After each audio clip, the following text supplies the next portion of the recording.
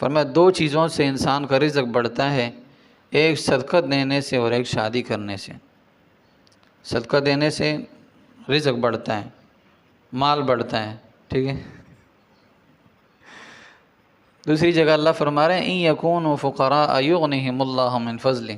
دیکھیے وہ قرآن کریم کہہ رہے ہیں نا کہ اگر وہ غریب ہے، پیسے نہیں ہے اور حالات ٹھیک نہیں ہے تو شادی کر لیں۔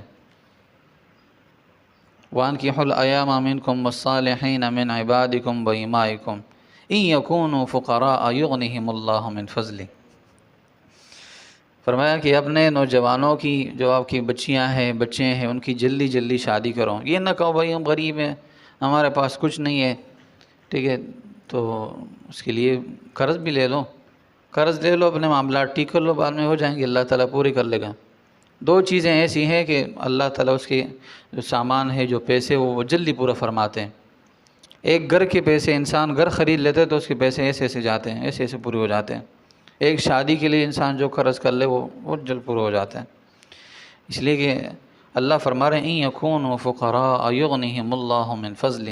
اگر وہ نادار ہے، غریب ہے اور ان کے پاس کچھ نہیں ہے، لیکن جب وہ شادی کریں گے تو انشاءاللہ اللہ تعالیٰ ضرور بھی ضرور انہیں مالدار فرمائیں گے، مال والا اللہ تعالیٰ بنائیں گے، اللہ تعالیٰ مال دے گا۔ اس لیے کہ شادی کی وجہ سے بہت سارے گناہ ایسے کہ انسانوں سے کٹ جاتا ہے، بہت سارے گناہوں سے بچ جاتا ہے۔ لہذا اپنے نوجوانوں کی، اور جو آپ کے نوجوان بچے ہیں، چاہے بچیاں ہوں، بچے ہوں، جو بھی ہوں، ان کی جلدی جلدی شادی کریں۔ اگر ان کو مناسب رشتہ مل گیا ہے اور جوڑ مل گیا ہے، جوڑ بن گیا ہے، لہذا پھر جلدی شادی کریں۔ اس لیے کہ بہت سارے نوجوان ہیں ہمارے شکایت کر لیتے ہیں بھائی معاملات مکمل ہے اور آگے جا رہے نہیں ہے، ٹھیک ہے، تو یہ ان کے ساتھ ظلم ہے، ایک طریقے سے ظلم ہے۔ اس لیے کہ وہ ان کا حق ہے، ان کو جلدی شادی کرانا ان حق ہے۔ اس لیے کہ پہلے ہمارے ہاں قانون اس طرح ہوا کرتا تھا، ہمارے جو اکثر دیہات علاقے وہاں بچے جیسے ان کی منچ آ جاتی، شادی ہو جاتا ہے، شادی کر لیتے ہیں، اور جب 30 سال کو پہنچتے اور 35 سال کو پہنچتے تو ان کے بچے ان کے برابر کے ہوتے، پھر ان کو کمانے کی ضرورت بھی نہیں پڑتی، وہ بادشاہوں کی طرح زندگی گزارتے تھے۔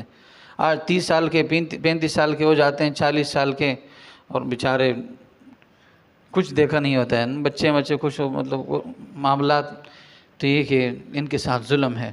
اور جتنے گناہ ان سے ہوں گے تو جو ان کے شادی کے اندر جو رکاوٹ بننے والے لوگ ہیں وہ اس کے اندر شامل ہوں گے، ان کے اندر شامل ہوں گے۔ اس لیے ان سے گناہ ہو رہا ہے، تو ایک طریقے سے جو رکاوٹ بننے والے لوگ جو بھی ہیں، جس طریقے سے ہیں، تو وہ اس کے اندر شریک ہوں گے۔ اس لیے فرمایا بچہ بالغ ہو جائے، پھر اس کے بعد والدین اس کی شادی نہ کرائے، تو یہ بچہ جتنے بھی گناہ کرے گا تو اس کے ساتھ والدین بھی شریک ہوں گے۔ اس لیے اپنے بچوں کو پاک بناؤ۔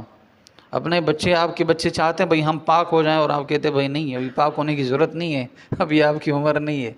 لہذا شادی کی وجہ سے انسان پاک ہو جاتا ہے، شادی کی برکت سے انسان پاک ہو جاتا ہے، انسان کی شرمگاہ کی حفاظت ہو جاتی ہے، بے جا کہیں نہیں جاتا ہے اور غلط راستوں پہ نہیں جاتا ہے، غلط طریقوں پہ نہیں جاتا ہے۔ لہذا شادی تو ایک حضور نبی کریم صلی اللہ علیہ وسلم کی سنت ہے۔ باقی سنتیں تو ہم نے بہت ساری پکڑی ہوئی ہیں نا، مسواک وغیرہ سب کچھ لازمی پکڑی ہوئی، لیکن شادی سے پیچھے ہٹ رہے ہیں، شادی سے دور بھاگ رہے ہیں، کہتے ہیں نہیں بچے کی عمر نہیں ہے اب، ٹھیک، تو عمر جب بالغ ہو جائے تو اس کی عمر ہے بھائی، عمر کون سی آپ چاہتے ہیں بھائی 40 سال بعد وہ شادی کر لے تو یہ اس کی عمر ہے؟ نہیں، 40 سال بعد تو پیغمبروں کو نبوت ملی ہے، یہ تو آخری انسان، آخری حد ہے، آخری درجہ ہے کہ بھئی اس کے بعد پھر انسان کو سب چیزوں کی ضرورت پڑ جاتی ہے، ٹھیک ہے۔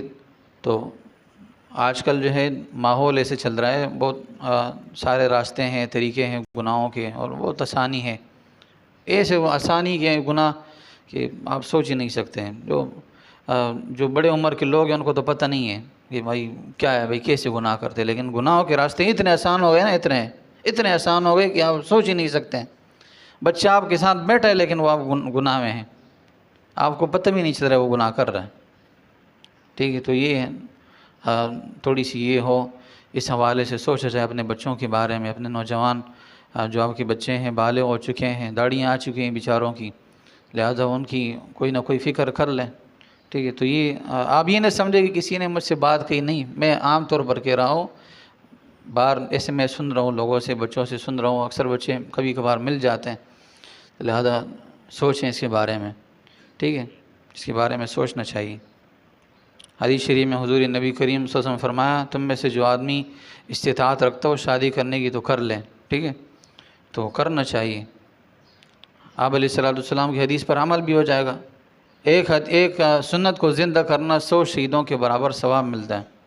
فرمایا جو میری سنت سے محبت کرتا ہے وہ مجھ سے محبت کرتا ہے، اور جو مجھ سے محبت کرتا ہے وہ جنت میں ہوگا میرے ساتھ۔ تو لہٰذا ہم سنت سے محبت کریں بھائی، شادی کو عام کریں اور زنا کو روکیں، زنا کے راستوں کو بند کریں، زنا کے طریقوں کو بند کریں، ٹھیک ہے۔ تو گناہ کی وجہ سے نعمت زائل ہو جاتی ہے، گناہ کی وجہ سے انسان کی جسمانی نعمت بھی زائل ہو جاتی ہے، اور دنیاوی نعمتیں جتنے بھی مالی لحاظ سے ہر لحاظ سے انسان کی ساری نعمتیں ضائع ہو جاتی ہیں۔ اللہ تعالیٰ کی دی ہوئی نعمتیں اللہ تعالیٰ چھین لیتے ہیں گناہ کی وجہ سے۔ تو لامحالہ جب شادی نہیں ہوگی تو گناہ تو ہوگا نا۔ جیسے انسان کے لیے کھانا ضروری ہے تو اس انسان کے لیے اپنی خواہشات کو پورا کرنا بھی ضروری ہے نا۔ تو جو جوان ہو چکے ہیں اور کھانا کھا رہے ہیں اور گرم گرم کھانے کھا رہے ہیں تو پھر وہ کہاں جائیں گے بیچارے، ٹھیک ہے، گناہ تو ہوگا پھر۔ باتیں شاید کڑوی ہوں لیکن یہ کہ حقیقت یہی ہے، حقیقت یہی حقیقت ہے۔ تو نماز پڑھتے ہوئے انسان کا ایمان محفوظ نہیں رہتا ہے، زکوٰۃ دیتے ہوئے انسان کا ایمان محفوظ نہیں رہتا ہے، روزہ رکھتے ہوئے انسان کا ایمان محفوظ نہیں رہتا ہے۔ اس لیے فرمایا جو بندہ شادی کرتا ہے اس کا ایمان کامل ہو جاتا ہے، ایمان کامل ہو جاتا ہے۔